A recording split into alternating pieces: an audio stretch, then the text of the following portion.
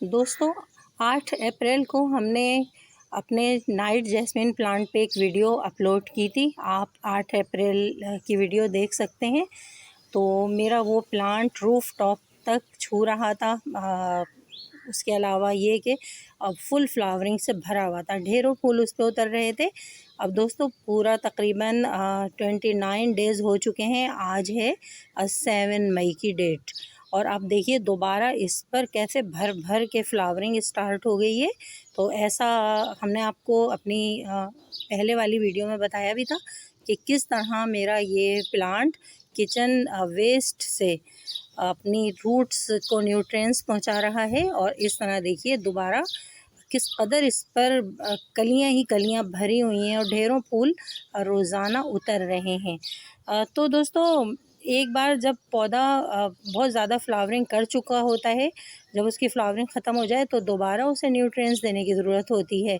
जब इस पर एक लॉट फ्लावरिंग की ख़त्म हो गई, हमने अपने पौधे की गोडी की और गुड़ाई करने के बाद हमने उसमें banana peel fertiliser, onion peel fertiliser add करा, कुछ कंपोज लिक्विड फर्टिलाइज़र भी दिया क्योंकि बहुत ज़्यादा गर्मी के दिन है तो बहुत ज़्यादा गर्म खाद इस वक्त इसको नहीं दी जा सकती थी। इस तरह हमारा पौधा दोबारा फ्लावरिंग के लिए तैयार हो गया और दोबारा से देखिए फिर कितने ज़्यादा इस पर फूल ही फूल आ रहे हैं। स्मॉल गार्डन विद आरजे से मैं आपकी गार्डनर दोस्त आरजे।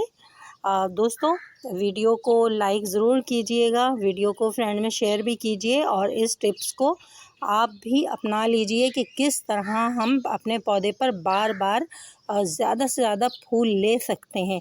वैसे तो फ्रेंड्स मेरा ये प्लांट जो है एक डस्टबिन पे रखा हुआ है। मैंने आपको पहले वाली वीडियो में बताया भी है कि उस डस्टबिन में किचन वेस्ट फर्टिलाइज़र भरा हुआ था और जब वो उसमें अच्छी तरह 2-3 महीने वो डस्टबिन ऐसे ही पड़ा रहा, उसके बाद मैंने फिर अपना ये प्लांट जो कि एक मिट्टी के पॉट में लगा हुआ था ये उस डस्टबिन पे रख दिया और इसकी जड़ें उसमें चली गईं और ये ज़बरदस्त न्यूट्रिएंट्स जड़ों से भी ले रहा है। और उसके अलावा हमने इसको फर्टिलाइज़ भी किया ओनियन पील और बनाना पील के फर्टिलाइज़र से। तो देखिए आप भी इस टिप को अपनाएं और इस तरीके से ज़्यादा अपने प्लांट पे आप फ्लावरिंग ले सकते हैं।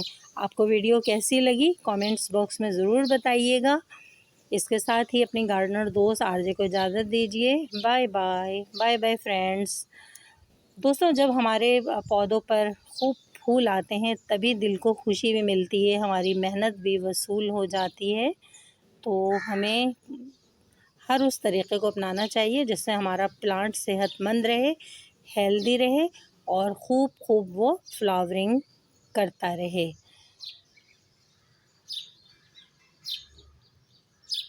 रोज़ाना प्लेट भर भर के इस पर से फूल उतरते हैं। हम घर में अपने ये फ्लावर रखते हैं इनसाइड और पूरे घर में भी फ्रेगरेंस होती है।